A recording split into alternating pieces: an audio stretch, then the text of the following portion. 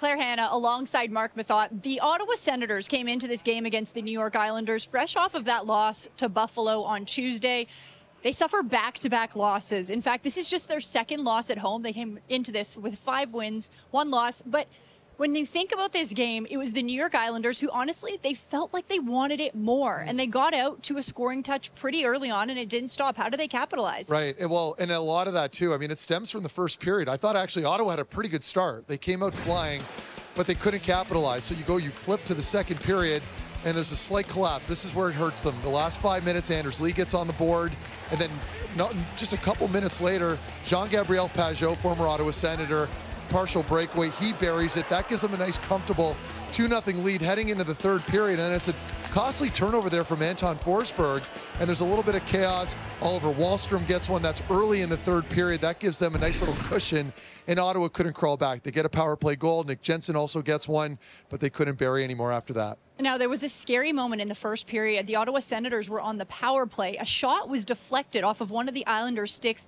into Tim Stützle's visor. He collapsed immediately. He went off the ice. He returned in the second period, but how worried were you in these moments? Yeah, and it's a scary one, right? Whenever you see a situation like this, and as a player, you're not anticipating that puck to go off an opponent's stick and catch you in the temple or just above the eye. So it's a scary moment, and as the game progressed, that eye swelled right up. You could barely see out of it towards the end of that third period. But hats off to Tim Stützle for gutting it out. We know around the NHL, particularly in his first couple seasons, there was somewhat of a diving issue, if you will. In my opinion, it's more with the way he plays, draws a lot of penalties, but you can see the maturity in his game now. He's not laying on the ice. He's not yapping at the ref and complaining. He's getting up. He's doing his job. Had 2 assists after that injury on both of Ottawa's goals in the game. Now, the Ottawa Senators, they've got a tough schedule coming up, okay? Yep. They've got the Toronto Maple Leafs next Tuesday, but first on Saturday, they're facing the Boston Bruins. Linus Ullmark, we don't know if he's going to be starting, but he's going to be up against his former team for the first time. How do you see that emotionally playing out? I like it. I think it sets up really well for him, only because he has been struggling a little bit by his own standards so far to start the season with the Ottawa Senators. So when you take a look at him in his game, he's going into his former team.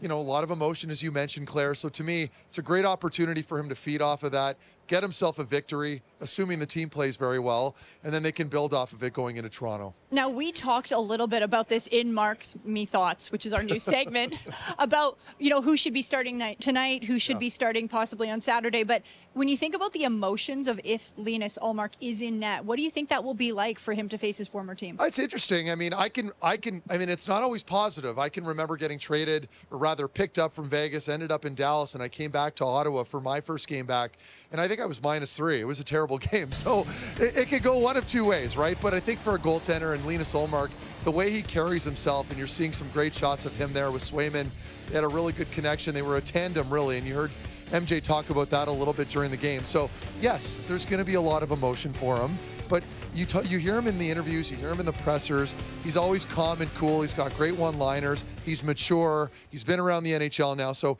he knows what to expect to a degree, and I think he'll handle it really well. Well, we'll see if Linus Ullmark can have a bounce back against his former team. November, a very important month, though, for the Ottawa Senators, and right now they are 6-7.